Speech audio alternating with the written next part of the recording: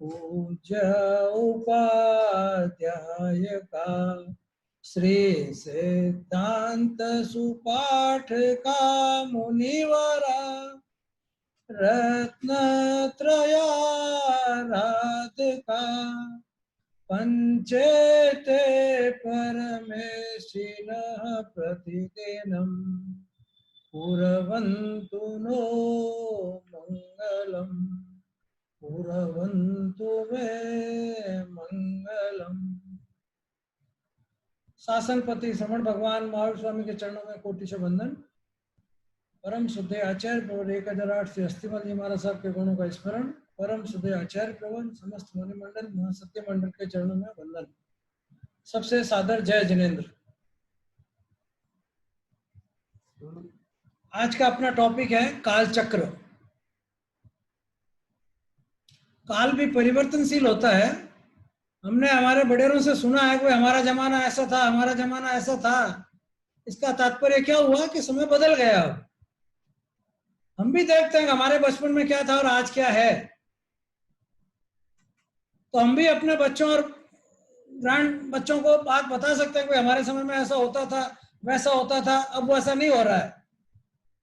इसका मतलब स्पष्ट दिख रहा है कि काल में, समय में परिवर्तन हो रहा है, काल में परिवर्तन हो रहा है। अपना पहला जो अपनी मीटिंग हुई थी उसमें अपन ने, अगर आप सबको याद हो तो 5 समवाय की बात की थी। यानी 5 बातें मिलती है तब कोई कार्य परिपूर्ण होता, पूर्ण होता है, अन्यथा वो अधूरा रहता है। सबको याद है 5 समवाय के नाम? नहीं तो याद होने चाहिए। काल, स्वभाव, कर्म, पुरुषार्थ और नियति, ये 5 बातें मिलती है जब कोई काम होता है। उसमें पहली चीज है काल। काल भी अपने आप में बड़ा बलवान है। आचार्य कालचंद्र जी महाराज साहब ने जब अपना प्रभावशाली प्रवचन फरमाया तो हम सब उनको सुनकर, उनकी बातें सुनकर और बड़े प्रभावित हुए। बड़ी उनकी बातें सही लगी और सही भी थी, गलत नहीं थी, एकांत रूप से सही थी भले, लेकिन सही तो थी। तो काल का अपना प्रभाव होता है। काल बड़ा कहते हैं ना, समय बड़ा बलवान। कोई भी कार्य जब काल आता है तभी होता है, चाहे हम एक्स्ट्रा पुरुषार्थ प्रयत्न कर लें, लेकिन जब उसका काल नहीं आएगा तो वो काम अनेक बार नहीं होता। ये हमने अपने जीवन में हर समय अनुभव करते हैं, हम खुद भी। तो काल बड़ा बलवान होता है, काल अपना, लेकिन काल परिवर्तनशील है। काल कभी एक सा नहीं रहता, ये भी हमने देखा जीवन में। अच्छा समय भी आता है, बुरा समय भी आता है। जिस तरह से गाड़ी का चक्र घूमता है, गाड़ी का पहिया घूमता है, गाड़ी के पहिए में एक नॉब होती है हवा भरने के लिए, ट्यूब की।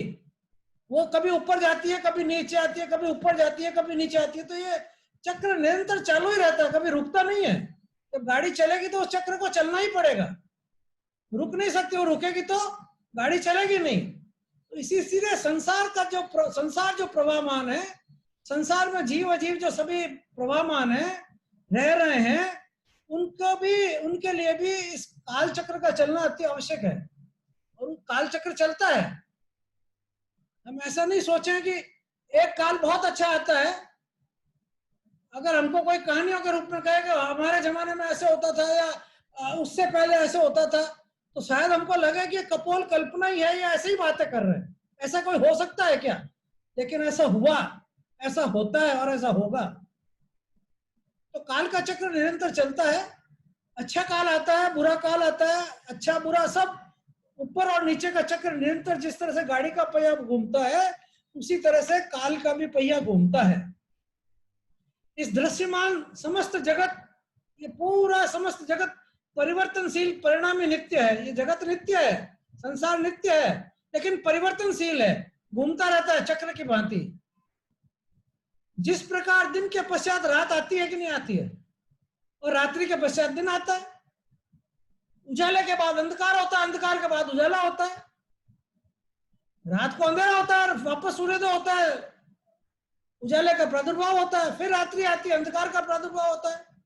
शुक्ल पक्ष के बाद कृष्ण पक्ष आता है, कृष्ण पक्ष के बाद शुक्ल पक्ष आता है। निरंतर हम देख रहे हैं, सब चीज प्रवाहमान है, चल रहा है चक्र की भांति।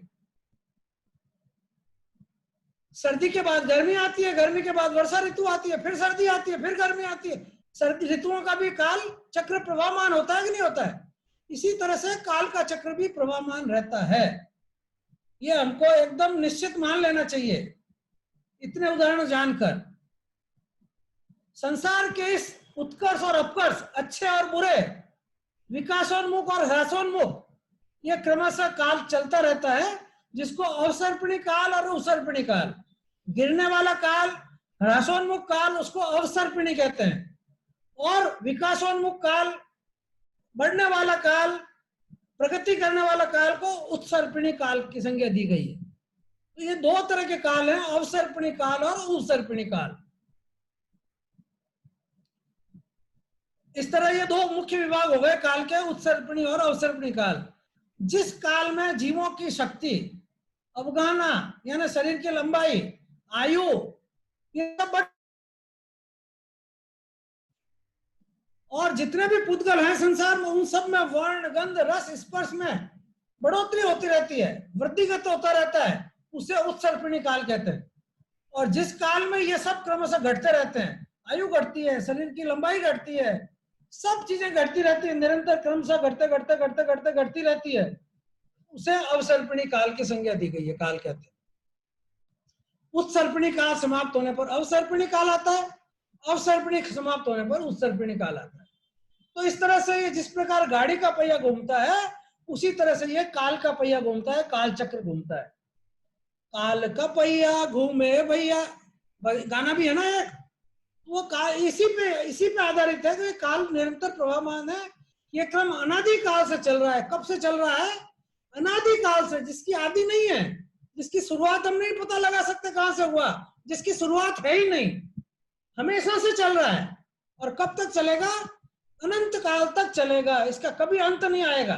इस काल चक्र का कभी अंत होने वाला नहीं है, निरंतर ये चल रहा है, चल रहा था और चलेगा।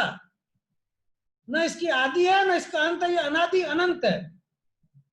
अब ये दोनों काल जो है, अवसर्पणी काल और उत्सर्पणी काल, ये इनकी अवधि होती है 10-10 कोड़ा कोड़ी सागरोपम, दोनों मिला के कुल एक चक्र, काल चक्र का समय होता है 20 कोटा कोटि सागरोपम का। अब ये सागरोपम किसको कहते हैं? सागरोपम में औपनिक काल है, एक उपमा से बताया गया है। जैसे अपन समुद्र के किनारे जाते हैं और कोई आपको पूछे कि समुद्र कितना लंबा है, कि समुद्र इतना लंबा है, हाथ से इशारा करके बता दिया। आसमान कितना ऊपर है, कि इतना ऊपर है, क्या उससे आसमान का माप हो गया? क्या समुद्र का माप हो गया? नहीं हो सकता, संभव नहीं है।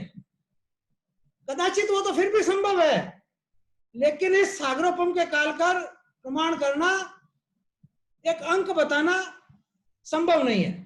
ये अनंत काल होता है, इसलिए उसको उपमा से बताया गया है। पिछली बार भी शायद मैंने कुछ इस बारे में चर्चा की थी कि जैन दर्शन की गणित अपनी एक विशिष्ट गणित है।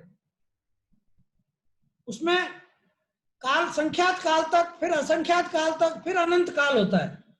संख्यात काल वो जहां तक की गणना की जा सकती है, चाहे अपने मनुष्य अपनी बुद्धि से, कंप्यूटर से, कैलकुलेटर से कैसे भी कर सकता है, वहां तक का काल संख्यात काल। वो 194 डिजिट का काल होता है, उसकी गणना हो सकती है।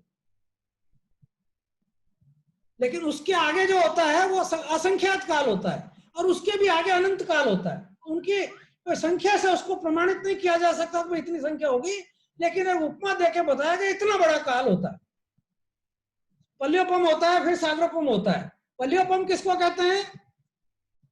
4 कोस लंबा, 4 कोस चौड़ा और 4 कोस गहरा एक कुआं खोदा जाए, और उसके अंदर नवजात शिशु के बाल छोटे छोटे टुकड़े करके उसके अंदर भर दिए जाए, इतना ठसाठस भर दिया जाए उस कुएं को, जो 4 कोस लंबा, 4 कोस चौड़ा और 4 कोस गहरा है, उसको नवजात शिशु के एकदम छोटे छोटे कोमल बालों के टुकड़े टुकड़े करके इतना जबरदस्त उसको भर दिया जाए कि उसके ऊपर से चतुरंगिणी सेना निकल जाए तो भी वो वहां पर गड्ढा नहीं पड़ता, इतना ठसाठस भर दिया जाए। और फिर उस एक एक बाल के टुकड़े को एक एक साल में निकालते, 100 साल में एक एक टुकड़े को निकालते जाएं, जितने समय में वो कुआं बालों से खाली होगा, उसको एक पल्योपम का है। और ऐसे 10 कोटा कोटि पलियोपम का एक सागरोपम होता है, और ऐसे 20 कोटा कोटि सागरोपम का एक काल चक्र होता है। ये शॉर्ट में इसको समझने के लिए बात की है, और अगर जैन दर्शन के गणित काल का माप और प्रमाण समझना है तो उसके लिए और विशेष आगे समझना पड़ेगा। अभी इतना समझ ले, एक उपमा काल से बताया गया है, एक उसको उपमा दे दी कि इतना सागरोपम पलियोपम, इसको समझने की बहुत लंबा चौड़ा काल है, बहुत लंबा चौड़ा काल है जिसकी हम गणना नहीं कर सकते। तो ये 20 कोटा कोटि सागरोपम का एक काल चक्र होता है, जिसके दो विभाग हैं, अवसर्पणी काल और उपसर्पणी काल। दोनों 10-10 कोटा कोटि सागरोपम के होते हैं, और इन दोनों के 6-6 भाग होते हैं, जिनको 6-6 आरे कहते हैं, आरक के आरे। उनका नाम है, इन 6 आरों का नाम है सुषमा सुषम, जो सबसे अच्छा, सुख में भी सुख, सुखमा सुखम, सुख में भी सुख। ये 4 कोटा कोटि सागरोपम का तक ये काल रहता है। उसके बाद में सुखमा सुखम, ये 3 कोटा कोटि सागरोपम तक रहता है। उसके बाद में सुखमा दुखम, सुख ज्यादा दुख थोड़ा, ये 2 कोटा कोटि सागरोपम रहता है। 4, 3, 7 और 2 10 कोटा कोटि सागरोपम का कुल अवसर्पणी काल है। उसमें से 9 कोटा कोटि तो ये 3 आरे में चले गए, बाकी के शेष के जो 3 आरे हैं वो 1 कोटा कोटि सागरोपम में तीनों होते हैं। उसमें चौथा आरा 42,000 वर्ष कम 1 कोटा कोटि सागर का, और 5वां और 6ठा आरा 21,000 वर्ष का। ये 42,000 वर्ष कम करके चौथा आरा 1 कोटा कोटि का। इस तरह से तीनों मिला के 1 कोटा कोटि, और 6 आरे मिला के 10 कोटा कोटि का हो गया।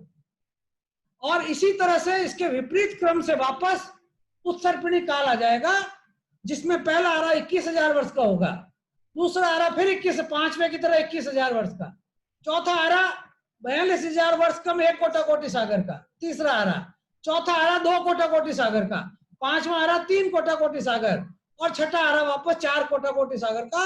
इस तरह से ये 10 कोटा कोटि और 10 कोटा कोटि मिला के 20 कोटा कोटि सागरोपम का ये काल चक्र पूरा होता है। अब ये काल चक्र में क्या होता है, कैसे होता है, इसको जानना विशेष आवश्यक है, हमारे लिए लाभदायक है। उसमें से कुछ समझने की बात है, कुछ ग्रहण करने की बात है। अब हम लेते हैं अवसर्पणी काल का। जो अभी काल चल रहा है वो अवसर्पणी काल चल रहा है, गिरता हुआ काल चल रहा है। हम सब अनुभव करते होंगे कि हमारे बचपन में तो जमाना अच्छा था, अभी जमाना खराब होता जा रहा है। ये हर व्यक्ति अनुभव करता होगा। हर व्यक्ति कहता है समय बहुत खराब आ रहा है, समय बहुत खराब आ रहा है, यानी उत्तरोत्तर समय खराब होता जा रहा है, उत्तरोत्तर समय खराब होता जा रहा है। ये हम सभी महसूस करते हैं। ये क्यों हो रहा है? क्योंकि अभी अवसर्पणी काल चल रहा है। इस काल चक्र का अवसर्पणी काल चल रहा है। उस काल के प्रभाव से ये खराबियां, ये बुराइयां ये पैदा हो रही है, काम होते हैं। तो इस अवसर्पणी काल का, गिरते हुए काल का, हीयमान काल का पहला आरा सुखमा सुखम, सुषमा सुषम 4 कोटा कोटि सागर का होता है। बहुत लंबा काल है, हम उसकी कल्पना नहीं कर सकते हैं।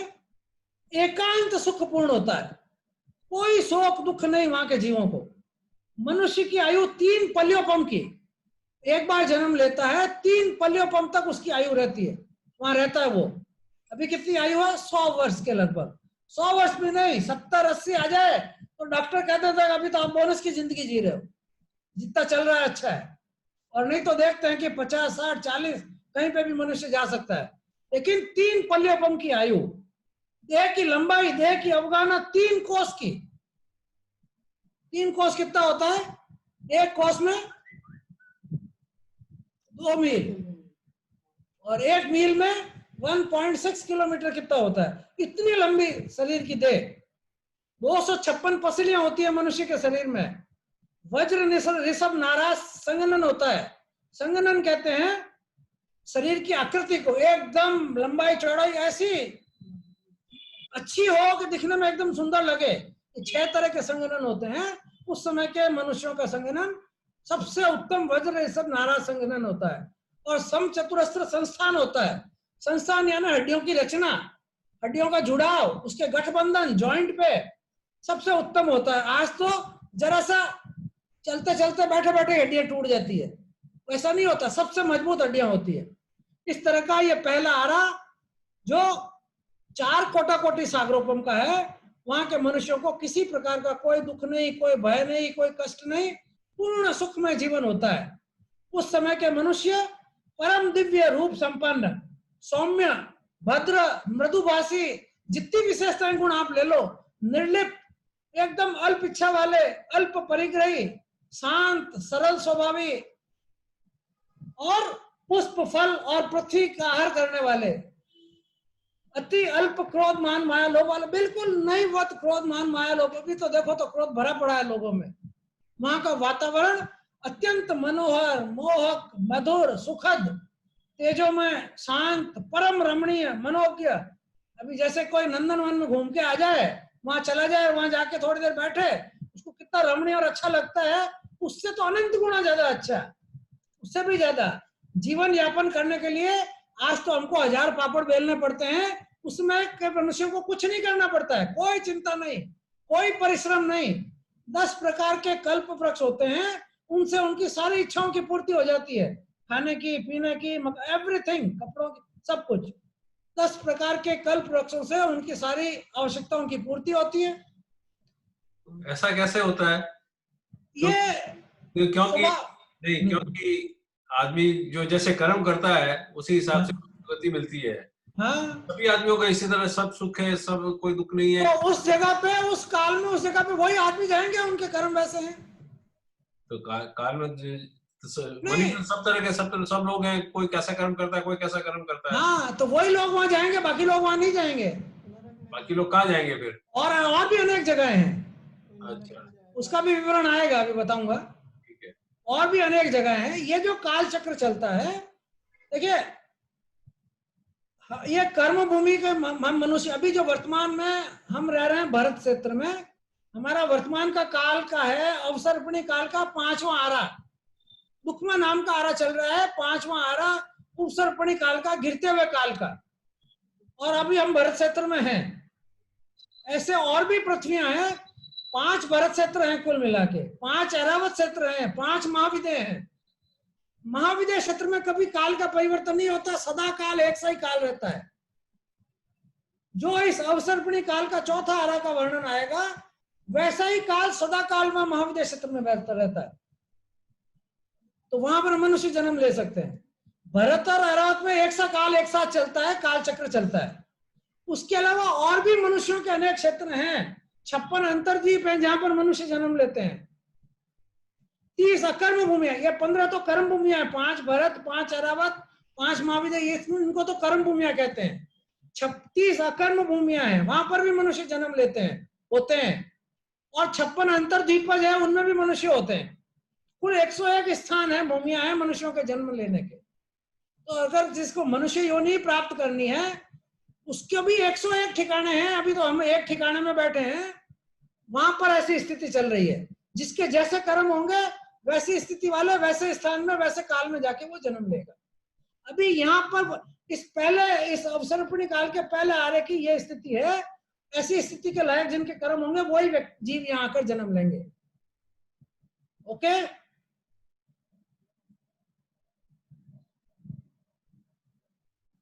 उस समय की मिट्टी का स्वाद मिश्री के समान। मिट्टी, भूख लगी, थोड़ी सी मिट्टी उठा के खा ली, मिश्री से भी ज्यादा मीठा होता है। जीवन यापन के लिए कोई चिंता नहीं, कोई परिश्रम नहीं। और जब इनकी आयु पूर्ण, युगलिक होते हैं, स्त्री और पुरुष साथ में जन्म लेते हैं, साथ में रहते हैं, साथ में विचरण करते हैं, 4 कोटि सागरोपम तक।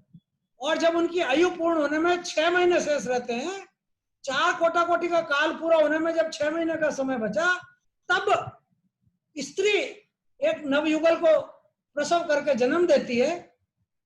49 डेज उनका लालन पालन पोषण करती है बच्चों का, और 49 दिन में वो स्वतंत्र होशियार हो जाते हैं, एकदम तरुण हो जाते हैं, और स्वतंत्र विचरण करने के लायक हो जाते हैं, स्वतंत्र विचरण करने लग जाते हैं।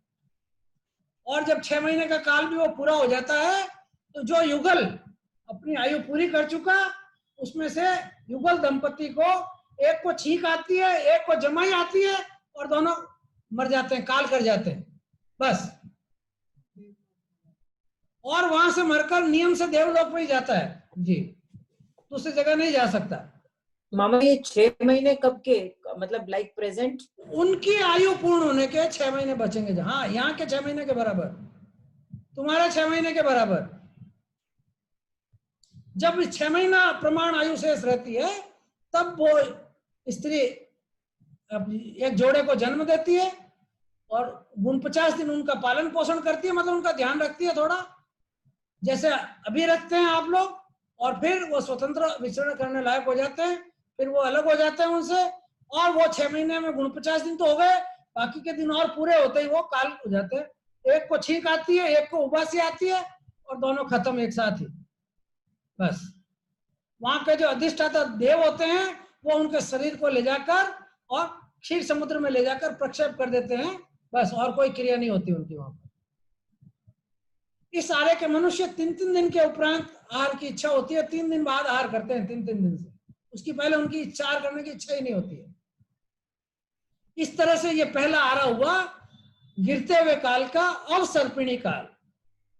ये 4 कोटाकोटि सागर का समय जब पूरा होता है तब ये आरा समाप्त होता है, और इसके तुरंत बाद दूसरा आरा लगता है जिसका नाम है सुषमा नाम का, सुखमा आरा। अब पहले आरे के मुकाबले दूसरे आरे में, क्योंकि ये गिरता हुआ काल अनंत गुणे हीनता आती जाएगी, अनंत गुणे हीनता आती है, लेकिन फिर भी इतना बढ़िया रहता है, आज के मुकाबले अनंत गुना अच्छा समय था वो। ये दूसरा आरा सुखमा नाम का आरा 3 कोटाकोटि सागरोपम का होता है। इसमें प्रथम आरे की अपेक्षा वर्ण, गंध, रस, स्पर्श में अनंत गुणहीनता आ जाती है। इस आरे में मनुष्य की आयु 3 पलियोपम से घटकर 2 पलियोपम की रह जाती है। देहमान 3 कोष से घटकर 2 कोष का रह जाता है। पसलियां 256 से घटकर 128 रह जाती हैं। 2 दिन के अंतर से आहार करने की इच्छा होती है, आवश्यकता पड़ती है। मिट्टी का स्वाद मिश्री से घटकर शक्कर की तरह रह जाता है। इसमें सभी चीजों की उसी अनुपात में कमी आती जाती है, और वहीं यहाँ पर भी कल्पपूर्वक से सारी आवश्यकताएं पूर्ति होती है। जीवन यापन करने के लिए कोई परिश्रम करने की आवश्यकता नहीं होती है जीवों को, और 6 महीना आयु शेष रहती है जब उस युगल की, तब वो स्त्री एक युगल का प्रसव करती है, युगल को जन्म देती है, और इस दूसरे आरे में 64 दिनों का उनका पालन पोषण करती है। उसके बाद वो बड़े होकर स्वतंत्र हो जाते हैं। 6 महीने पूर्ण होने पर इस युगल का देहावसान, एक को छींक, एक को उबासी आती है, दोनों काल कर जाते हैं और उसी तरह से देवगति में जाते हैं। ये भी आरा पहले आरे के मुकाबले अनंत गुणाहीन है, लेकिन आज के मुकाबले अनंत गुना अच्छा था। इस तरह से ये 3 कोटाकोटि सागर का दूसरा आरा होता है। 10 कोटाकोटि में से 7 कोटाकोटि सागर बीत गए, अब 3 कोटाकोटि बचे हैं। अब तीसरा आरक लगता है जिसका नाम है सुखमा दुखम। सुख ज्यादा है, दुख थोड़ा है। यहाँ पर सुख और दुख दोनों है, लेकिन सुख ज्यादा है, दुख थोड़ा है। सुख पहले है, सुखमा दुखम, इसका नाम दिया है सुखमा दुखम। ये 2 कोटाकोटि सागरोपम का है। वर्ण, गंध, रस, स्पर्श में अनंत गुणहीनता होती जाती है। आयु घटकर 1 पलियोपम की मनुष्य की, देह की अवगाना 2 कोष से घटकर 2000 धनुष की, और पसलियां 128 से घटकर 64 रह जाती है। एक एक दिन के अंतराल से आहार करने की इच्छा होती है मनुष्यों को। पृथ्वी का स्वाद शक्कर से घटकर गुड़ के जैसा रह जाता है। यहाँ पर भी युगलिक काल होता है। युगल का 6 महीने आयु शेष रहने पर जो स्त्री है वो एक युगल को, नव युगल को जन्म देती है, और 79 दिनों तक उनका पालन पोषण करती है। 89 डेज के बाद वो बड़े होते स्वतंत्र हो जाते हैं, युवा हो जाते हैं और अलग विचरण करते हैं। 6 महीने भी पूरे होने पर यह युगल भी काल करके देवलोक में चला जाता है। वही एक को छींक आती है, एक को उबासी आती है, और देवलोक में जाके जन्म लेते हैं।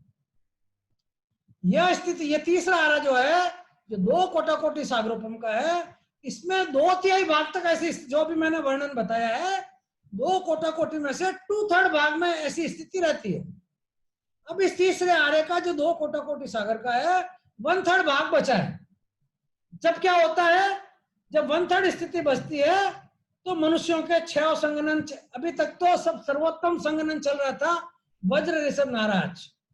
अब 6 प्रकार के संगनन, मतलब हीन संगनन भी होने लग जाते हैं मनुष्यों के। वहां के मनुष्य मरकर सब देवलोक में नहीं जाते, मरकर नरक में भी जा सकते हैं, तिरिंच में भी जा सकते हैं, मनुष्य में भी जा सकते हैं और देवलोक में भी जा सकते हैं, तथा अच्छा कार्य करे तो मोक्ष में भी जा सकते हैं। तीसरे आर्य के तीसरे भाग के मनुष्य चारों गति और मोक्ष सब जगह जा सकते हैं, जैसे जैसे उनके कर्म है वैसे उसकी अपेक्षा से। यहाँ पर अभी तक तो तीसरे आर्य के 2/3 भाग तक तो भोग भूमि थी, खाली भोग ही भोग था, काम कुछ नहीं करना होता था, आराम से खाली विचरण करते रहते, घूमते फिरते, जब इच्छा हुई खा लिया, ले लिया, जो जो आवश्यकता हुई पूर्ति हो गई और बस अपना समय व्यतीत करते थे। वो भोग भूमि होती है यहाँ तक। उसमें भी हीनता आती जा रही है क्रमशः, लेकिन है अभी तक भोग भूमि। और आखिर के 1/3 भाग में अब ये भूमि परिवर्तित हो रही है, भोग भूमि से कर्म भूमि में परिवर्तित हो रही है। तीसरे भाग में परिवर्तित होना, रूपांतरण होना प्रारंभ हो जाता है। उस तीसरे आर्य के त्रिभाग के समाप्त होने में जब पल्योपम का 8वां भाग शेष रहता है, इस तीसरे आर्य के तीसरे त्रिभाग में का जब पल्योपम का 8वां भाग जितना समय शेष रहता है, उस समय अब क्या होता है, अब ये भोग भूमि से कर्म भूमि में परिवर्तन हो रहा है, ये संक्रमण काल चल रहा है वहां पर। तो क्या होता है, कल्प वृक्षों से आवश्यकताओं की पूर्ति होना थोड़ा कम हो जाती है, मनुष्यों की संख्या ज्यादा हो गई, कल्प वृक्ष से आपूर्ति कम हो गई, तो आपस में स्वाभाविक है थोड़ा कलह प्रारंभ हो जाता है हल्का सा।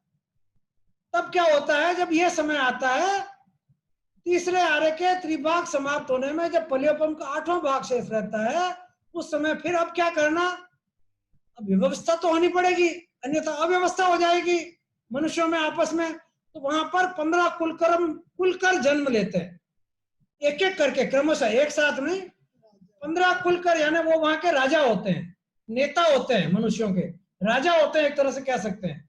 वो उनको अनुशासित करते हैं। पहले के 5 कुलकरों के समय में हाकार नीति चलती है, कोई भी गलत कार्य करता है, खींचातानी करता है, झूठ कपट करता है, लड़ाई झगड़ा करता है, अगर आपस में कुछ कल्पवृक्ष से लेने में जो हीनता आ गई है तो उसको ये जो कुलकर होते हैं वो डांटते हैं, हाँ ऐसा बोलते हैं। ऐसा कहते ही वो एकदम, जैसे घर में 4 बच्चे होते हैं, कोई बच्चा शैतानी करता है, उसको जरा सा ऐसे नहीं करना, इतना सा डांट देते हैं, वो क्या होता है, एक क्या किया, इशारा करते ही। तो वहां पर क्या करते थे, क्या नीति चलती थी, हाकार नीति, हाँ इतना कहते ही वो समझ जाते, सुधर जाते और अपनी व्यवस्था बन जाती थी। तो 5 कुलकरों के समय में हाकार नीति चलती, मध्य के 5 कुलकर के समय में मकार नीति चलती, माँ ऐसा बोलते, कोई अगर थोड़ा सा भी गलती करता उसको माँ, ये इतना सा डांटते और वो सुधर जाता, सही लाइन पे आ जाता। और शेष आखिर के 5 कुलकरों के जमाने में समय में धिक्कार नीति, कोई भी थोड़ा गलत कार्य करे धिक्कार दी ऐसा बोलते, और वो बस इतनी सजा होती कोई गलती करता तो। और उससे इन हाकार मकार और धिक्कार की नीति से वहां का शासन चलता था, कुलकरों के माध्यम से वहां के राजा होते थे। जब ये भी काल समाप्त होने को आया, बीत गया, तीसरे आर्य के समाप्त होने में जब 84 लाख पूर्व 3 वर्ष और 8.5 महीने शेष रहते हैं, तब वहां पर प्रथम तीर्थंकर का जन्म होता है। जैसे कि इस वर्तमान अवसर्पणी काल में ये तीसरे आर्य के समाप्त होने में जब 84 लाख पूर्व 3 वर्ष 8.5 माह शेष रहे, तब हमारे प्रथम तीर्थंकर आदिनाथ भगवान ऋषभदेव भगवान का जन्म हुआ था। इसी तरह से हर काल चक्र में ऐसे ही होगा, नाम अलग हो जाएगा, उसी समय उनका जन्म होगा। अब 84 लाख पूर्व 3 वर्ष और 8.5 महीने बाकी हैं अभी तीसरा आर्य समाप्त होने में, और उन ऋषभदेव भगवान ने जन्म लिया। उनकी आयुष्य है 84 लाख पूर्व की। 84 लाख पूर्व में वो वहां के राजा बनते हैं। वो जो प्रथम तीर्थंकर तो बाद में बनेंगे, अभी तो उनकी 84 लाख पूर्व की आयु है। 83 लाख पूर्व तक, 84 लाख पूर्व में से 83 लाख पूर्व तक वो राज्य करते हैं, वहां पर वहां का शासन चलाते हैं, लोगों को अनुशासित करते हैं। और जब कल्प वृक्षों से प्राप्ति धीरे धीरे सने सने समाप्त हो जाती है, तो लोगों के लिए खाने की समस्या पैदा होती है। तो वो जो प्रथम तीर्थंकर हैं, आदिनाथ भगवान बनेंगे, वो वहां पर उनका ही राज्य चल रहा है, अभी राजा है वो, तो अपनी प्रजा की के लिए जब हाहाकार मचता है, भूख से परेशान होते हैं, तो वो असी मसी कृषि की विद्या सिखाते हैं लोगों को। असी मतलब शस्त्र के द्वारा, मसी यानी व्यापार के द्वारा, और कसी यानी कृषि खेती के द्वारा कैसे उत्पादन करना और अपनी आजीविका चलाना, जीवन का निर्वाह करना, ऐसी शिक्षा देते हैं। पुरुषों को 72 प्रकार की कलाएं सिखाते हैं, स्त्रियों को 64 प्रकार की कलाएं सिखाते हैं। इस तरह से इस काल में आके वो भोग भूमि पूरी तरह से कर्म भूमि में परिवर्तित हो जाती है। अब कल्प वृक्षों से कुछ प्राप्त नहीं होता है, मिलना समाप्त हो जाता है, वो सूख जाते हैं। कल्प वृक्ष की भी आयु पूर्ण हो जाती है, ऐसा समझ लें, काल के प्रभाव से। और अब लोगों को कार्य करना पड़ता है, पुरुषार्थ करना पड़ता है, मेहनत करनी पड़ती है अपना पेट भरने के लिए, अपना जीवन यापन करने के लिए। तो उसके लिए उनको शिक्षाएं दी जाती है, सिखाया जाता है। शस्त्र के द्वारा कुछ उत्पादन करो, व्यापार के द्वारा कमाओ, और खेती करके, मुख्य रूप से खेती करके जो धान्य आदि उत्पादन किया जाता था, उससे फिर अब धान्य कच्चा खाने से उनके पेट में दर्द होने लगा, पेट खराब रहने लगा, तो उसको अग्नि प्रज्वलित, उस समय फिर अग्नि का उद्भाव हो जाता है, प्रादुर्भाव हो जाता है, और अग्नि से कैसे धान्य को पकाकर खाना, ये शिक्षा भी वो देते हैं वहां के राजा जो ऋषभ देव बनने वाले हैं। इस तरह से वो सारी शिक्षाएं देते हैं, समाज में व्यवस्थाएं बनाते हैं, उनको आगे बढ़ने की राह बताते हैं, जीवन यापन करने का तरीका सिखाते हैं। और उसके बाद 84 लाख पूर्व की आयु में से 83 लाख की आयु पूर्व की आयु पूर्ण होने पर प्रथम तीर्थंकर भगवान ऋषभ देव दीक्षा लेते हैं। दीक्षा लेकर 1 लाख पूर्व तक, दीक्षा लेकर 1000 वर्ष के बाद उनको केवल ज्ञान होता है, और 1 लाख पूर्व का उनका केवली काल पूरा करके, और फिर वो 84 लाख की आयु पूर्व की आयु पूरी करके वो भी मोक्ष पदार्थ जाते हैं। अभी तीसरा आरा समाप्त होने में 3 वर्ष और 8.5 मास का समय शेष बचा है। तब पहले तीर्थंकर 84 लाख पूर्व की आयु पूरी करके, उसमें से 1 लाख पूर्व का संयम और केवली काल पूरा करके, और वहां के मनुष्यों को सारी व्यवस्था जमा के और निर्वाण को प्राप्त हो जाते हैं, मोक्ष पदार्थ जाते हैं। फिर बाकी के भी 3 वर्ष और 8.5 महीने बीत जाने पर दुष्मा सुषम नाम का चौथा आरा चालू होता है। अब दुष्मा, अब चौथे आरे में दुख ज्यादा सुख कम। तीसरे आरे का नाम था सुषमा दुखम, सुख ज्यादा था दुख कम थे। अब चौथे आरे का नाम हो गया दुखमा सुखम, दुख ज्यादा है सुख कम है। अब तीसरे आरे के मुकाबले अनंत गुणहीनता फिर आ गई। चतुर्थ आरे का काल है 21,000 वर्ष का, जो 42,000 वर्ष बचे हैं इस काल चक्र के 10 कोड़ा कोड़ी सागर के, उस 42,000 वर्ष बचे हैं। तो ये चौथा आरा नहीं, ये अभी 1 कोटा कोटी सागर बचा है, 3 आरे पूरे हुए हैं। तो 1 कोटा कोटी आरे में से, 1 कोटा कोटी समय में से इस चौथे आरे का कालमान होगा 42,000 वर्ष कम 1 कोटा कोटी सागर का। ये चौथा आरा कितना होगा? 42,000 माइनस 1 कोटा कोटी सागर, इतना लंबा काल इसका होगा। इस तीसरे आरे की अपेक्षा इसमें भी वर्ण, गंध, रस, स्पर्श के पर्यायों में अनंत गुणा अपकर्षताहीनता होती जाएगी। देहमान घटते घटते जो 2000 धनुष की थी वो 500 धनुष की रह जाएगी। आयुष्य 1 करोड़ पूर्व, जो 1 करोड़ पूर्व का रह जाएगा 84 लाख पूर्व से घटकर, और पसलियां 64 से घटकर 32 रह जाएगी मनुष्य में। दिन में एक बार, इस चौथे दिन में एक बार आहार की इच्छा होती रहेगी मनुष्यों को। और इस चौथे आरे में 23 तीर्थंकर, 11 चक्रवर्ती, 9 बलदेव, 9 वासुदेव और 9 प्रतिवासुदेव जन्म लेंगे, वो अपनी आयु पूरी करेंगे। पहले तीसरे आरे में 1 तीर्थंकर हो गए, प्रथम तीर्थंकर, और 1 चक्रवर्ती भी वहां हो गए। बाकी के जो 63 श्लाघनीय पुरुष बोलते हैं, इनको 63 श्लाघा पुरुषों में से 2 श्लाघनीय पुरुष तीसरे आरे में हो गए, और बाकी के 61 श्लाघा पुरुष इस चौथे आरे में जन्म लेते हैं। उनमें 23 तीर्थंकर, 11 चक्रवर्ती, 9 बलदेव, 9 वासुदेव और 9 प्रतिवासुदेव। इस तरह से ये 9 × 27 और 11 38 और 23 61, ये 61 श्लाघनीय पुरुष जन्म लेते हैं। ये उत्तम पुरुष कहलाते हैं। इस काल में सुंदर समृद्ध बड़े बड़े गांवों और नगरों का तथा जनपदों से संकुल की स्थापना होती है, और धन धान्य आदि परिपूर्ण रूप से प्राप्त होता है। साक्षात स्वर्ग तुल्य वातावरण होता है इस चौथे आरे में भी। प्रतीत होता है, एकदम स्वर्ग जैसा। ग्राम व नगर सुरम्य और सुख सामग्री से समृद्ध होते हैं। मनुष्य ऐश्वर्य संपन्न होते हैं। राजागण राजलक्ष्मी के स्वामी होते हैं। इस काल में जो धर्माचार्य होते हैं वो अगाध ज्ञान की ज्योति से प्रकाशमान होते हैं। उन आचार्यों के दर्शन से नयन तृप्ति और वाणी श्रवण से परम आह्लाद का अनुभव करते हैं मनुष्य। वहां के इस काल के नागरिक सत्यवादी, पवित्र हृदय वाले, विनीत, धर्म अधर्म के सूक्ष्म भेद को समझने वाले, देव गुरु की पूजा सम्मान करने वाले होते हैं। इस काल में डाकू, चोर, आतताइयों का भय नहीं होता है। प्रजा पर करों का भार नहीं होता है। और इस चौथे आर्य के 3 वर्ष 8.5 मास का काल शेष रहने पर 24वें तीर्थंकर जो हमारे भगवान महावीर स्वामी हुए वो भी अंततः मोक्ष पधार जाते हैं। तो ये 23 तीर्थंकर चौथे आर्य में होते हैं। अपना काल पूरा करके एक एक करके मोक्ष पधार जाते हैं। तीसरे आर्य में 1 तीर्थंकर, 1 चक्रवर्ती। चौथे आर्य में 23 तीर्थंकर, 11 चक्रवर्ती, 9 बलदेव, 9 वासुदेव, 9 प्रतिवासुदेव। इस तरह से ये कुल 63 श्लाघनीय पुरुष तीसरे और चौथे आर्य में होते हैं। अब इसके बाद चौथा आर्य भी अंततः समाप्त होता है, चाहे कितना ही लंबा काल हो, आखिर तो पूरा होता है। और उसके बाद 5वां आर्य चालू होता है जिसका नाम है दुखमा। अब यहाँ सुख नहीं है। अभी हम वर्तमान में 5वें आर्य में जी रहे हैं, 5वें आर्य में चल रहे हैं जो दुखमा नाम का है। भगवान महावीर के निर्वाण प्राप्त होने के 3 वर्ष 8.5 वर्ष बाद ये काल लगा।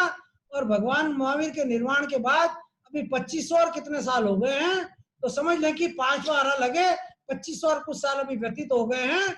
उस अवसर्पणी काल में हम अभी भरत क्षेत्र में चल रहे हैं। ये 5वां आर्य जो दुखमा नाम का है ये 21,000 वर्ष का होता है। भगवान महावीर स्वामी के मोक्ष गमन के 3 वर्ष 8.5 मास पश्चात ये आर्य प्रारंभ हुआ।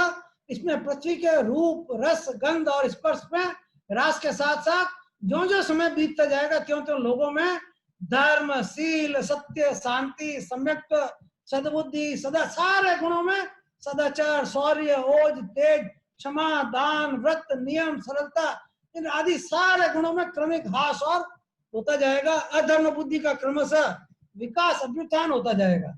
इस पंचम आर्य में गांव शमशान के समान भयावह लगते हैं और नगर प्रेतों की क्रीड़ा स्थली के तुल्य प्रतीत होने लगेंगे।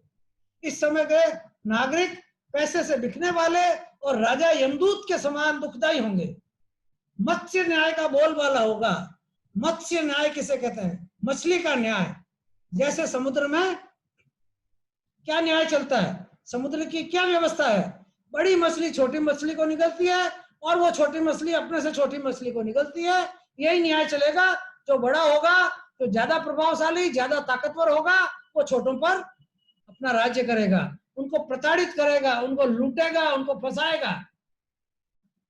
इसी तरह इसमें निगलने वाली, जिस तरह से बड़ी मछली छोटी मछली को निगलने वाली होगी, उस तरह का राज व्यवस्था अब चलेगी। कहने को तो वो नहीं है, लेकिन अभी वही व्यवस्था हम अनुभव कर सकते हैं। वैसा ही काल चल रहा है। सारी व्यवस्था अस्त व्यस्त, भीषण तूफान में फंसी हुई नाव के समान सारी अस्त व्यस्त हो जाएगी। अभी हम अनुभव कर रहे हैं इस आज के कोरोना काल में भी कैसी सारी व्यवस्थाएं, मनुष्य की सभ्यता सारी अस्त व्यस्त हो पड़ी है।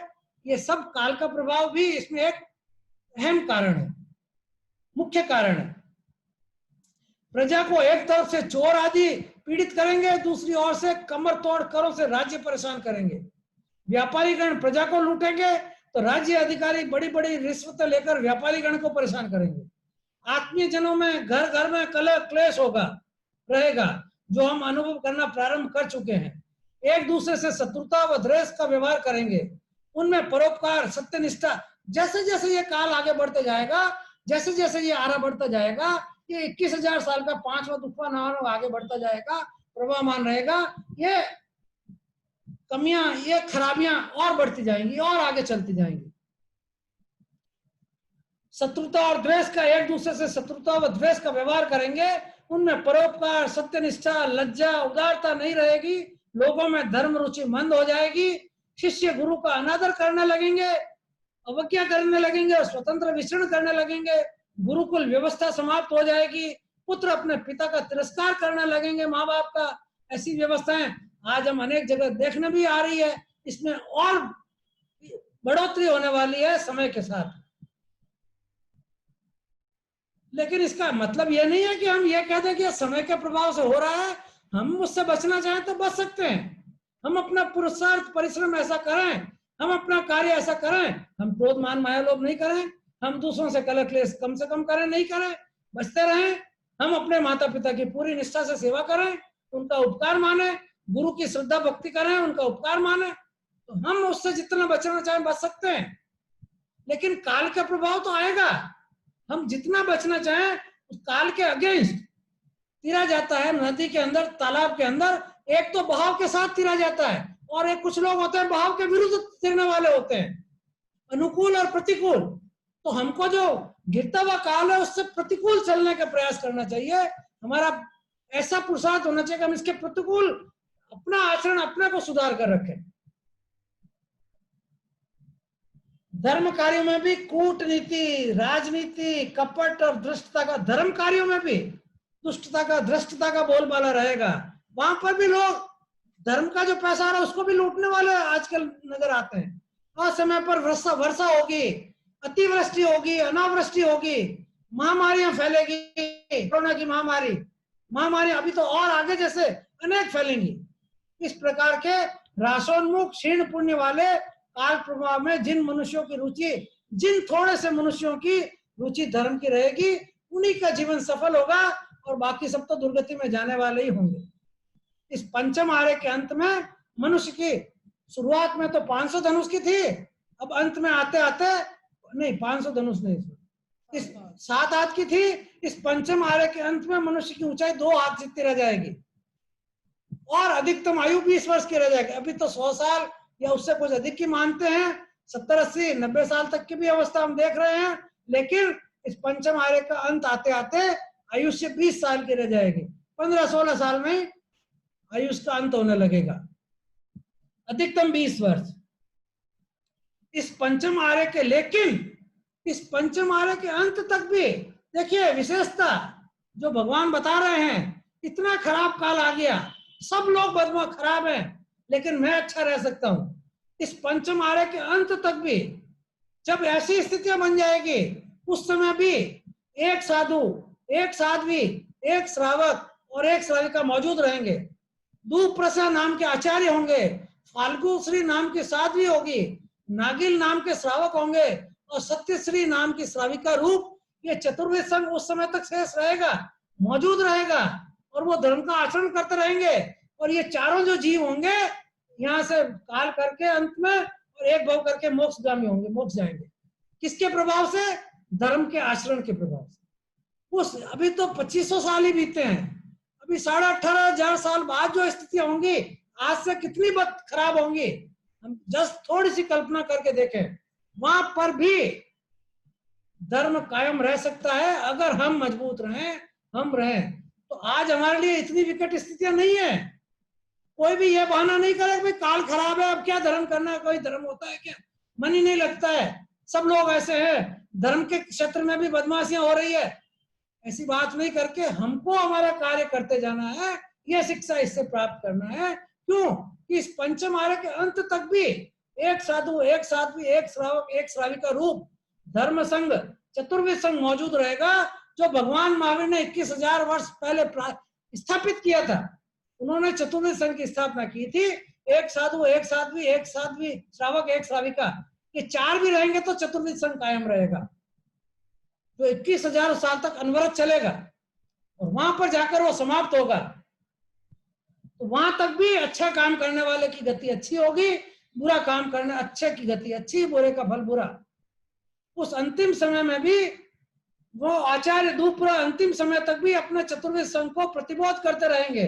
अंतिम समय जब अंतिम क्षण आएगा, तब आचार्य संघ को सूचित करेंगे कि अब धर्म नहीं रहा। 21,000 साल पूरे होते ही ये भगवान महावीर के धर्म का विच्छेद हो जाएगा, भगवान महावीर का शासन समाप्त हो जाएगा।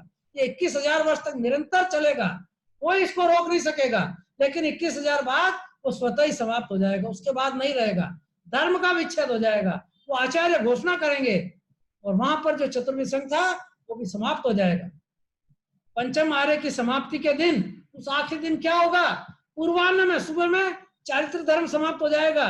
जो चारित्र धर्म है, संयम है, साधु साध्वी का, श्रावक श्राविका का, 12 व्रत का, वो सब धर्म समाप्त हो जाएगा। मध्याह्न में राज धर्म समाप्त, जो राजनीतिक धर्म व्यवस्था चल रही है, जैसी तैसी भी चल रही है, वो पूर्ण रूप से समाप्त हो जाएगी। और सायकाल होते होते, अपराह्न होते होते अग्नि का विच्छेद हो जाएगा। उस क्षेत्र में अग्नि रहेगी ही नहीं।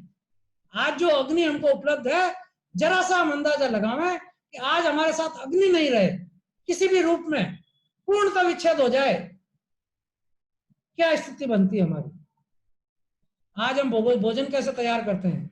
आज हम ये मीटिंग कर रहे हैं, किसके माध्यम से कर रहे हैं? आज हम सारे दिन बत्ती, पंखा, टेलीफोन, लाइट, मोबाइल, ये सब किसके सहारे है? अग्नि के बिना ये सब काम हो नहीं सकते।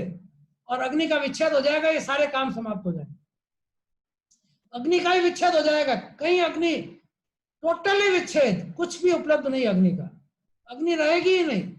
ये काल के प्रभाव से होगा।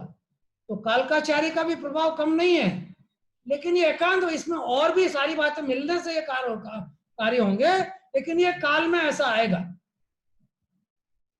चौथे आर्य के जन्मे मनुष्य, 5वें आर्य में केवल ज्ञान हो सकता है।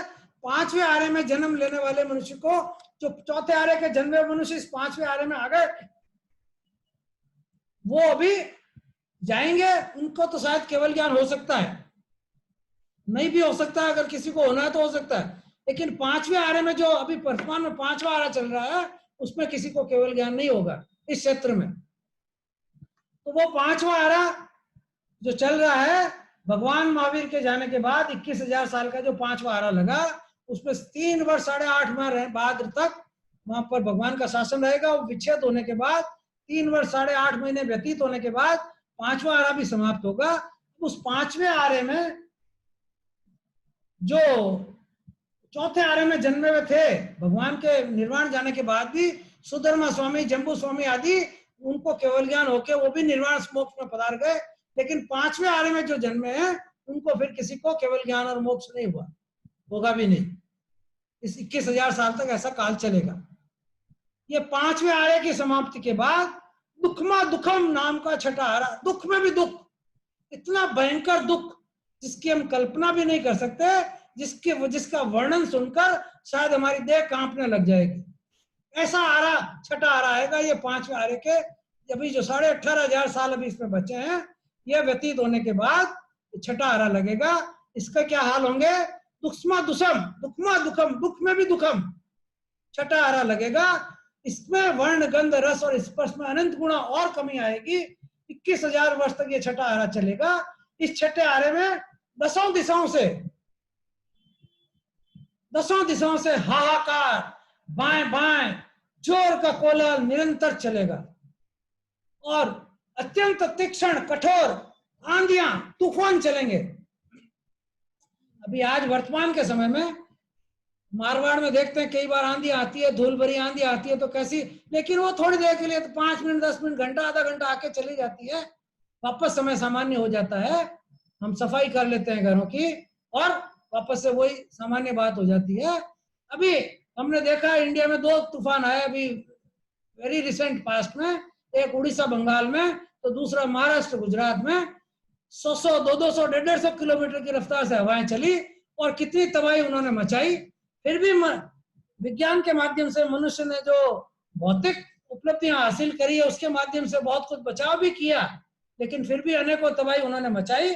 ये तो 100, 150, 200 किलोमीटर की रफ्तार से चलने वाली हवाएं थी।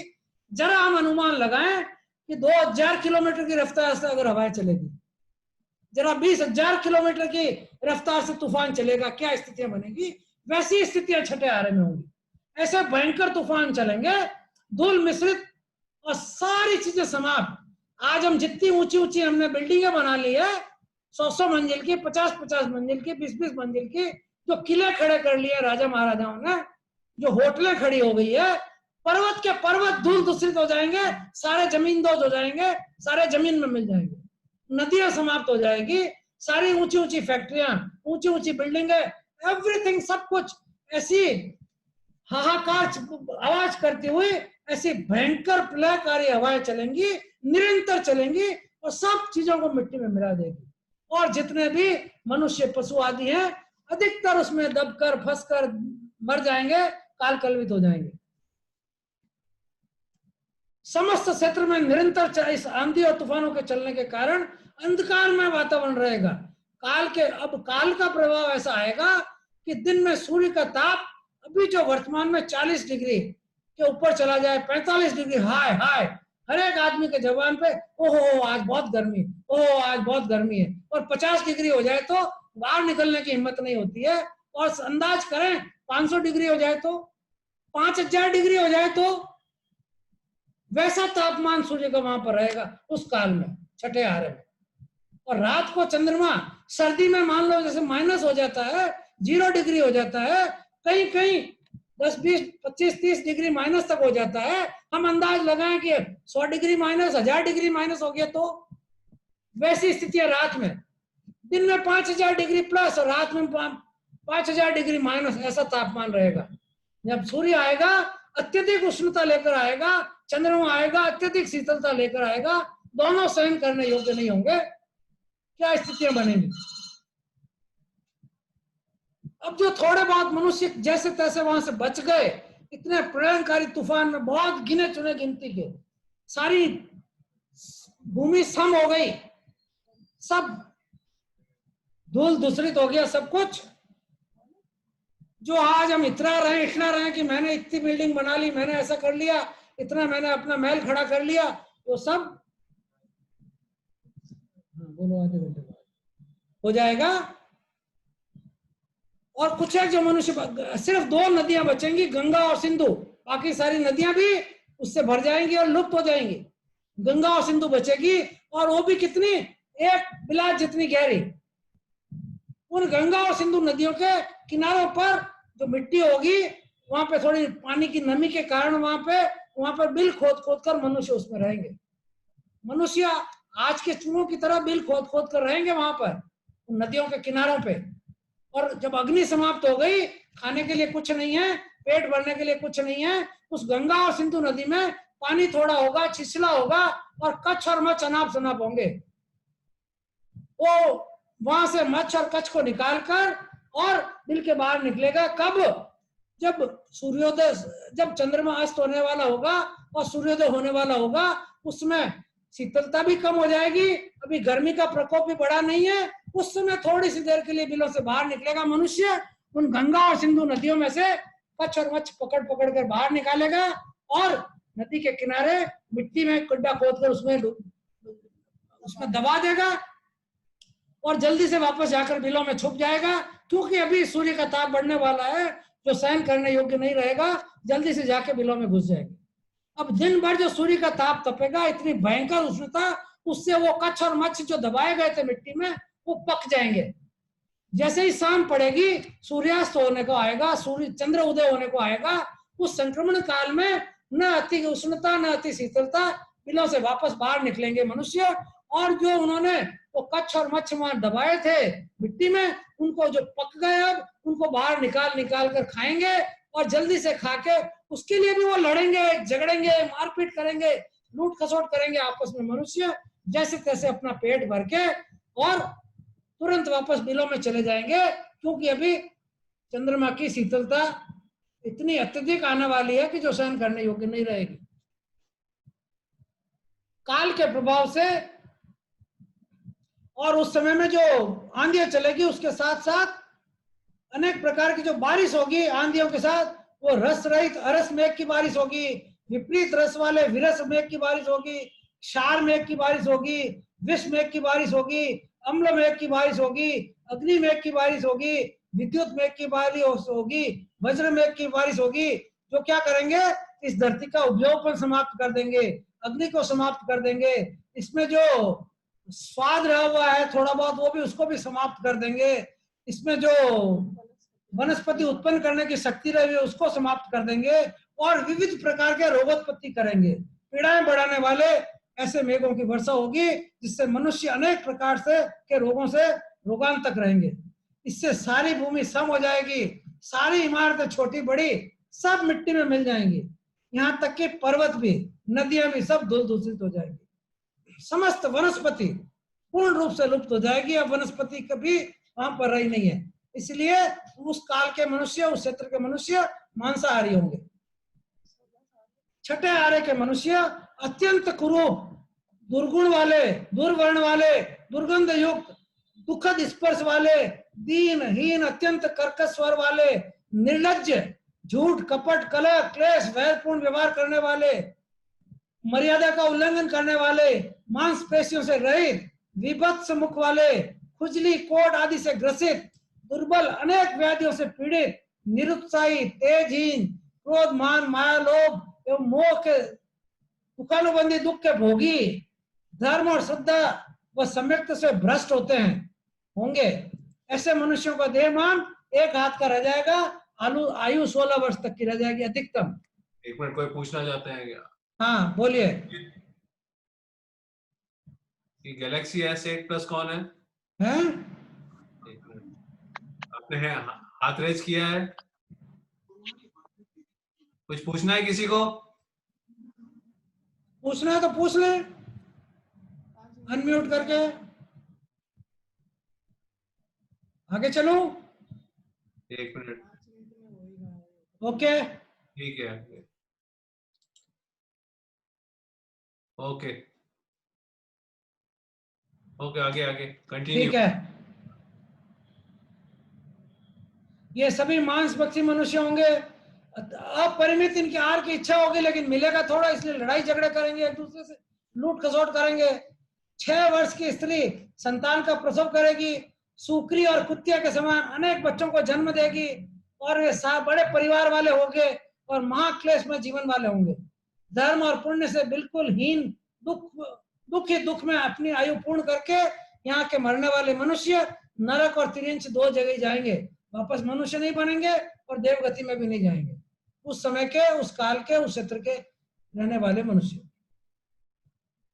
जो 5वां आरा लगने के 3 वर्ष 8.5 वर्ष पूर्व भगवान महावीर निर्वाण पधार गए थे, उनके निर्वाण के 64 वर्ष पश्चात, यानी 5वां आरा लगने के 61 वर्ष और 3.5 माह पश्चात इस काल के अंतिम केवली जम्बू स्वामी भी सिद्ध गति को प्राप्त हो गए, और उसके बाद केवल ज्ञान का निर्वाण जाने का विच्छेद हो गया।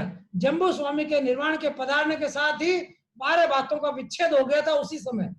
क्या क्या 12 बातें? मन पर्यव ज्ञान का, परम अवधि ज्ञान का, उलाक लब्धि का, आहारक शरीर का, सपक श्रेणी का, उपशम श्रेणी का, जिन कल्प का, परिहार विशुद्धि चारित्र का, सूक्ष्म संप्राय चारित्र का, यथाख्यात चारित्र का, केवल ज्ञान का और निर्वाण का, इन 12 बातों का उसी समय विच्छेद हो गया था।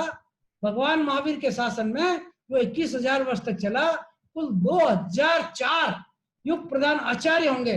अब केवली तीर्थंकर तो होंगे नहीं, वो तो अंतिम तीर्थंकर थे इस काल के, इस युग के, इसलिए अब तीर्थंकर तो पुनः इस काल में होंगे नहीं, अवसर्पिणी काल में, लेकिन उनके अनुयायी 2004 युग प्रधान आचार्य होंगे, जो 21,000 वर्ष तक उनके शासन को कायम रखेंगे, जीवंत रखेंगे।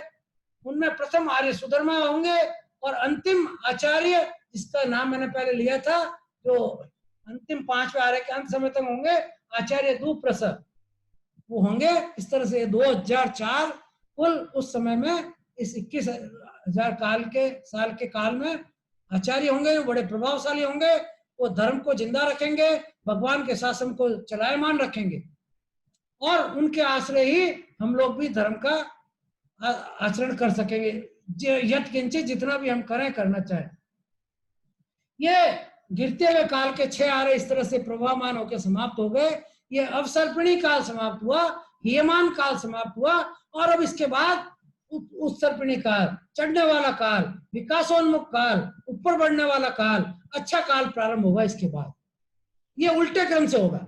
इसका पहला आरा 21,000 साल का, एकदम उसी तरह का, एकदम दुखमा दुखम समान, जैसा उस छठा आरा था वैसा ही हाल इस पहले आरे में उत्तरपिणी काल के, नाम वही दुखमा दुखम, 21,000 वर्ष का, लेकिन अब उत्कर्ष काल हो गया, बढ़ोतरी वाला काल, वर्तमान काल चालू हो गया। पहला आरा 21,000 वर्ष का होगा, तो 21 और 21 42,000 वर्ष तक ये भयंकर दुख में काल रहेगा। इस 42,000 का अभी 2,500 कुछ वर्ष बीते हैं, ये 42,000 काल का समय अत्यंत दुखमय होगा, सबसे निकृष्टतम होगा। उसके बाद इसमें वापस पुनः विकास होना, सुधार होना, वर्धमान होना प्रारंभ होगा। उसके बाद दूसरा आ रहा है इस उत्सर्पिणी काल का दुस्मा दुसम। पहला दुस्मा दुसम था, दूसरा दुसम नाम का 21,000 वर्ष का। यह यहां से अब शुभ समय का श्री गणेश होगा। 7 तरह के बादलों की वर्षा होगी। सबसे पहले पुष्कर मेघ बरसेगा, जो उस धरती की उष्णता को हर लेगा, शीतलता लाएगा। जो इतनी गर्मी प्रचंड सूर्य का ताप होता था उसको ठंडा करेगा। पुष्कर मेघ 7 दिन तक अनवरत बरसेगा। उसके बाद क्षीर मेघ 7 दिन तक अनवरत बारिश करेगा, जिससे उस क्षेत्र की जो मांसाहार का काल था, इतना दुर्गंधित काल था, उसकी सारी दुर्गंध को समाप्त कर देगा। उसके बाद 7 दिन तक घृत मेघ, इस पृथ्वी में जो रुक्षता आ गई थी, मिट्टी में भी जो आ गई थी, उसको स्निग्धता लाएगा।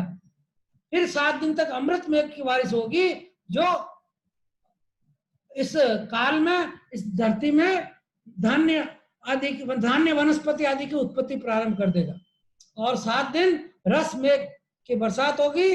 रस मेघ में 5 प्रकार के रस, इन वनस्पतियों में, धन धान्यों में तीखा, कड़वा, कसैला, खट्टा, मीठा, ये रस उत्पन्न हो जाएंगे। तो ये 5 तरह के मेघ 7-7 दिन बरसेंगे, और इनके बीच में 2 बार 7-7 दिन का उगाड़ा काल रहेगा। तो कुल मिला के 7 सप्ताह व्यतीत हो जाएंगे।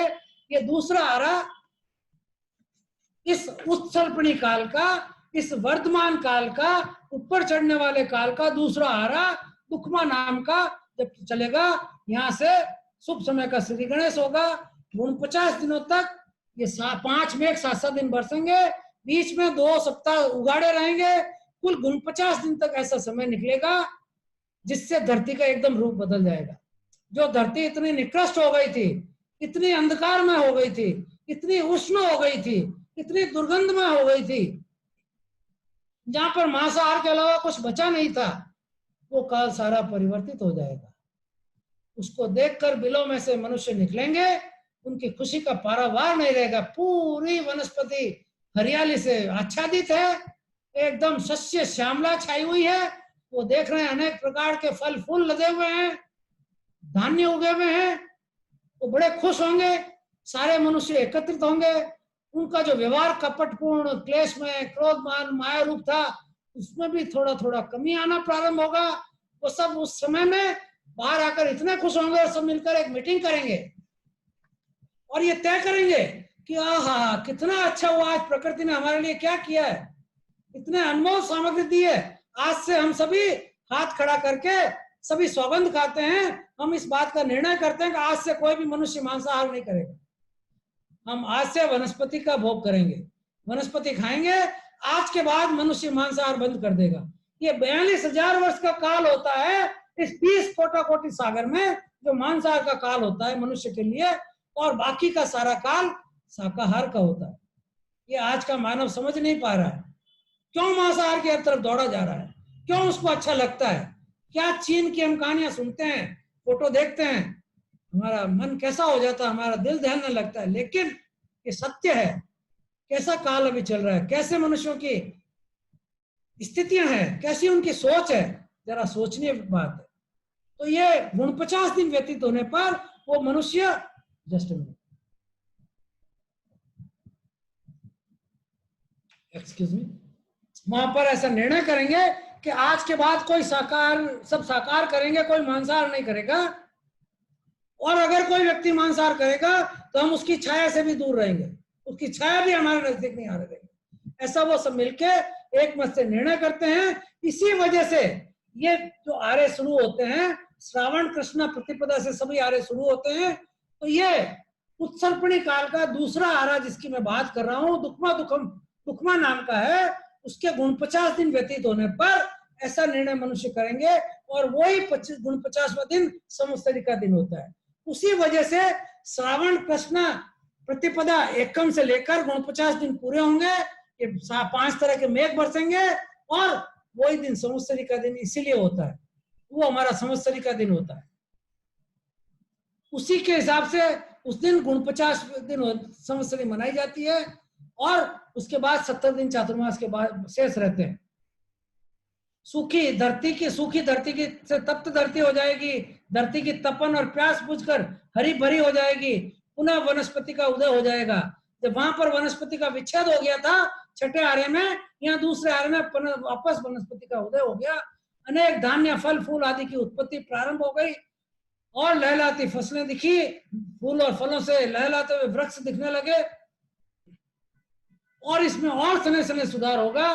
तो उसी तरह मनुष्य की प्रकृति में भी सने सने सुधार आएगा, नए सिरे से वापस से जो सब धरती सम हो गई, सब चीजें धूल दूषित हो गई, उनको वापस से अब मनुष्य धीरे धीरे ग्राम नगर, अभी बिलों में जाने की उनको जरूरत नहीं है क्योंकि धरती की उष्णता समाप्त हो गई है, रात की शीतलता भी वैसी नहीं रही है, तो अब धीरे धीरे वो धरती पर ही रहेंगे, ग्राम नगर आदि बसाएंगे, धीरे धीरे उनमें ज्ञान विज्ञान कला शिल्प आदि का विकास होगा और आगे विकास करेंगे। ये दूसरे आर्य की स्थिति रहेगी विकासोन्मुख काल का। ये भी आरा जब 21,000 साल का पूरा होगा तब तीसरा आरा लगेगा दुस्मा सुखम, इसका नाम है दुस्मा सुखम। इसमें दुख ज्यादा है, थोड़ा सुख भी आ जाएगा, अभी तक तो दुख ही दुख था, लेकिन यहाँ थोड़ा सुख भी आना शुरू हो जाएगा। इस तीसरे आरे का समय होगा 42,000 वर्ष कम 1 कोटा कोटि सागर। जैसे उस काल का चौथा आरा था वैसे इधर का तीसरा आरा 1 कोटा कोटि सागरोपम माइनस 42,000 वर्ष का होगा। इस आर्य के 3 वर्ष 8.5 मास व्यतीत होने पर प्रथम तीर्थंकर का ठीक उसके उल्टा, उस अवसर्पणी काल का एकदम विपरीत, वो 1 से 6 गया, ये 6 से 1 से नीचे, नाम इसका 1 से 6 ही रहेगा नंबर, लेकिन उल्टे क्रम से। तो ये तीसरा आरा 3 वर्ष 8.5 में व्यतीत होने पर प्रथम तीर्थंकर का जन्म होगा। इस आर्य में 23 तीर्थंकर, 11 चक्रवर्ती, फिर 9 बलदेव, 9 वासुदेव, 9 प्रतिवासुदेव आदि जन्म लेते हैं। सभी पर्यायों में अनंत गुणी वृद्धि होगी। तो इसी तरह से उस अवसर्पणी काल में 1 24 हुई, 24 तीर्थंकर, टोटल 63 श्लाघनीय पुरुष हुए। अब इस उत्तरपणी काल में भी पुनः 1 24 होगी, कुल मिलाकर 63 श्लाघनीय पुरुष होंगे। अब इस तीसरा आरा पूर्ण होने पर चौथा आरा सुखमा दुखम, अब सुख ज्यादा दुख थोड़ा। जैसे उधर तीसरा आरा था 2 कोटा कोटि सागर का, वैसे ही यहाँ पर चौथा आरा सुखमा दुखम 2 कोटा कोटि सागरोपम काल का होगा। इस आरे के 84 लाख पूर्व 3 वर्ष और 8.5 महीने बीतने पर 24वें तीर्थंकर भी मोक्ष चले जाएंगे और 12वें चक्रवर्ती भी अपनी आयु पूर्ण कर लेंगे। 1 करोड़ पूर्व का समय व्यतीत हो जाने पर कल्प वृक्षों की उत्पत्ति होनी प्रारंभ हो जाएगी। अभी तक ये इस धरती पर भोग भूमि चली, वहां से जो परिवर्तित होकर आ रही थी, अब यहाँ से भोग भूमि वापस कर्म भूमि बन गई थी, ये कर्म भूमि वापस भोग भूमि में परिवर्तित होने जा रही है। अब जो ये गर्भ काल था वो युगलिक काल में वापस परिवर्तित होना प्रारंभ हो रहा है। तो क्या बताया, 1 करोड़ पूर्व का समय व्यतीत हो जाने पर कल्प वृक्षों की उत्पत्ति होने लगेगी, उन्हीं से मनुष्यों और पशुओं की इच्छा पूरी हो जाएगी, असीम कृषि के कार्य बंद हो जाएंगे और युगलिक काल प्रारंभ हो जाता है वापस। बादर अग्निकाय का यहाँ पर और धर्म का विच्छेद हो जाएगा। धर्म कब तक रहता है, बीच के मध्य के काल में, जब 24 तीर्थंकर 63 श्लाघनीय पुरुष होते हैं, उसमें धर्म रहता है, उसके पीछे और उसके पहले भोग भूमि में भी धर्म नहीं रहता है, वहां खाली भोग ही भोग है, धर्म नहीं है वहां पे। वहां पे कोई चाहे तो व्रत नहीं कर सकता, नौकार से भी नहीं कर सकता, जानता भी नहीं। और इसी तरह से ये तीसरे 5वें 6ठे आर्य में निकृष्ट काल में भी धर्म का अंत हो जाता है, ये बीच के समय में धर्म रहता है, युगलिक काल प्रारंभ हो जाएगा। इस तरह से ये चौथा आरा बीतेगा। उसके बाद सुषमा नाम का 3 कोड़ा कोड़ी सागरोपम का 5वां आरा होगा। जैसा उधर दूसरा आरा था वैसा ही यहाँ पर तीसरा आरा होगा, सिर्फ समान स्थिति समझ लें। और उसके भी पूरा होने के बाद छठा आरा सुषमा सुषम, सुखमा सुखम, सुख में भी सुख, ऐसा आरा जैसा वो पहला आरा वहां था, सेम वो की वो स्थिति यहाँ के छठे आरे में होगी। इस प्रकार से ये कुल 10 करोड़ कोटा कोटि सागरोपम का वर्तमान काल, विकासोन्मुख काल, इसको उत्सर्पिणी काल कहते हैं, वो होगा। और कुल मिलाकर 20 कोटा कोटि सागरोपम का ये एक काल चक्र होगा। ये एक काल चक्र पूरा होगा, दूसरा काल चक्र प्रारंभ होगा। अनवरत ये क्रम चलता रहेगा, चलता रहा है, चलता रहेगा, कभी रुकेगा नहीं। लेकिन महाविजय क्षेत्र जैसे मैंने पहले बताया था, कर्म भूमियां 15 है, 5 भरत, 5 ऐरावत, 5 महाविदेह।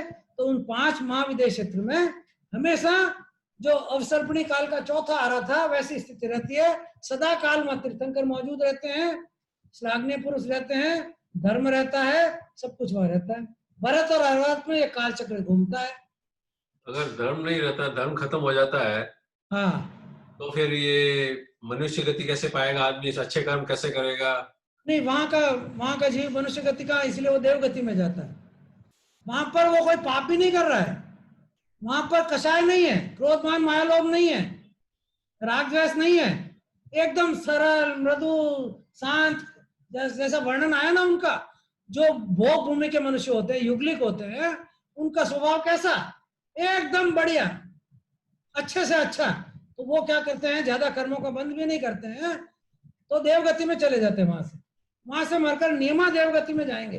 भोग भूमि के मनुष्य, युगलिक मनुष्य, वहां से फिर वो अपनी स्थिति पूरी करके फिर चारों गतियों में भ्रमण करेंगे अपने अपने कर्मों के अनुसार, लेकिन एक बार वहां से देवगति में ही जाएंगे। ठीक है, ठीक है। इस तरह से ये काल चक्र अनवरत चलता रहता है। ये काल भी इसमें एक कारण है और ये निरंतर चलेगा। लेकिन हमको इसमें क्या करना है, सबसे निकृष्ट काल आया उस अवसर्पणी काल का, इस जो भी काल चल रहा है उसका छठा आरा और 5वां आरा भी खराब ही समझो।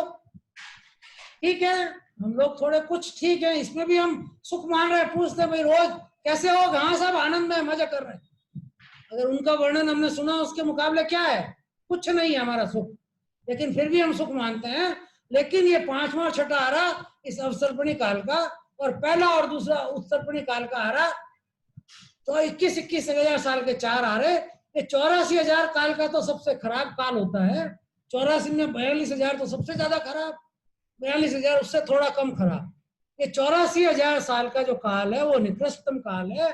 हम अभी ऐसी स्थिति में हैं, तीसरे आरे और चौथे आरे के, तीसरे आरे में बहुत अच्छा काल होता है, तीर्थंकर की मौजूदगी रहती है, उनके सानिध्य मिलता है, हम अच्छी तरह से धर्म को समझकर उसका पालन करके हम भी मोक्ष में जा सकते हैं। मोक्ष में जब तक नहीं जाए तब तक अच्छी गति सुगति में जा सकते हैं।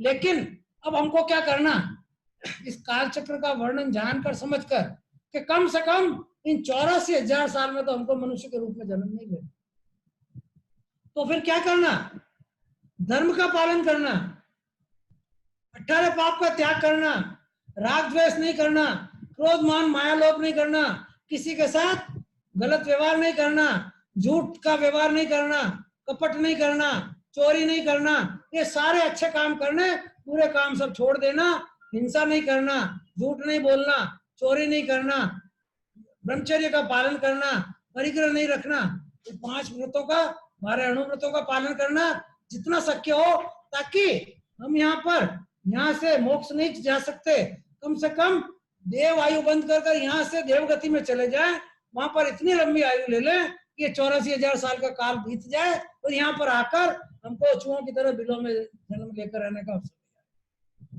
इतना तो कम से कम धर्म हमको करना चाहिए। पूरा नहीं करें, मान लो हम अपने आप को कमजोर समझें, पूरे साधु साध्वी भी नहीं बने, कम से कम ये पाप तो छोड़ें, हम अधिक से अधिक कम से कम करें, सरल और सौम्य तो बने, अच्छे तो बने, दूसरों के लिए किसी को दुख नहीं दे, किसी को कष्ट नहीं दे, तो हमारी कर्म अच्छे होंगे, हमारी गति अच्छी हो जाएगी। ये करने का है, ये समझने का है और इसमें ये लेने का है।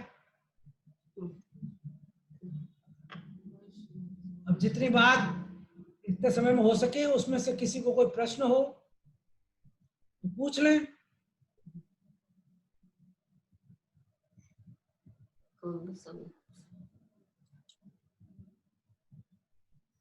Any question? I think Shailesh want to ask some question. Yes, Shailesh.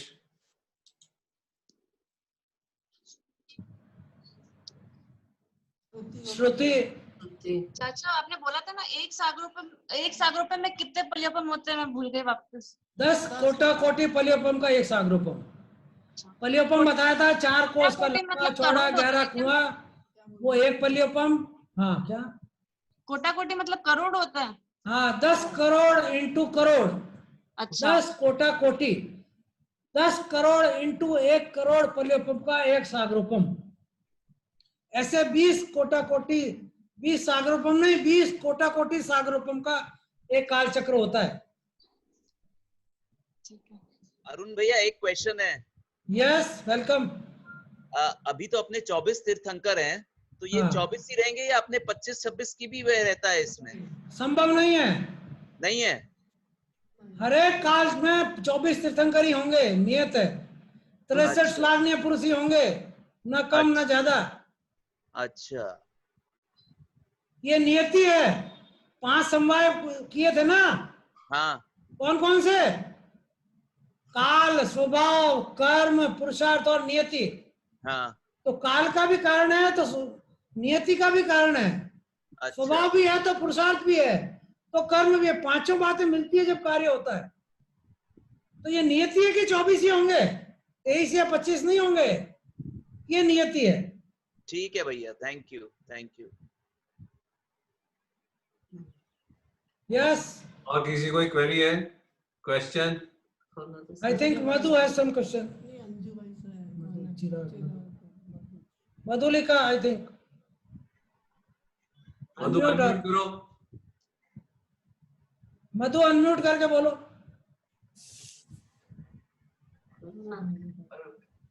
वो सुनते नहीं है। हाँ मधु, हाँ कोई सुना नहीं क्वेश्चन? आपने क्या बोला? हाँ हैं? सुना Any नहीं question from you? No question. Okay, nice. Anybody else? Deepika Kisa? Okay.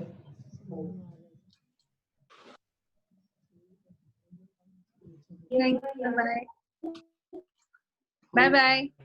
Okay, very good. ठीक है, तो आज सबको काल चक्र का समझ में आया? यस ठीक है, थैंक यू ऑल। जय जिनेंद्र। मांगलिक जय जिनेंद्र, प्रणाम प्रणाम टू ऑल। Thank you. मांगलिक गुरुदेव की आज्ञा से, गुरुदेव की आज्ञा से चत्तारी मंगलम, अरियंता मंगलम, सिद्धा मंगलम, साहू मंगलम, केवली पनत्तो धमो मंगलम, चत्तारी लोगुत्मा अरियंता लोगुत्मा सिद्धा लोगुत्तमो साहुत वो केवली पणत्तम धम्मम, केवली पणत्तो धम्मो शरणम धम्मो लोगुत्मो, चत्तारी शरणम पवज्जामि, अरियंते शरणम पवज्जामि, सिद्धे शरणम पवज्जामि, साहू शरणम पवज्जामि, केवली पणत्तम धम्मम शरणम पवज्जामि। अरियंतों का शरणा, सिद्धों का शरणा, साधुओं का शरणा, केवली प्ररूपित दया धर्म का शरणा, ये 4 शरणा, दुख हरणा और शरणा कोई, जो भव्य प्राणी आदरे उसका अजर अमर पद हो। जय जिनेंद्र। जय जय। अरुण बाबू की जय। आज के आनंद की जय। प्रणाम काकी साहब, प्रणाम काकी साहब, मतलब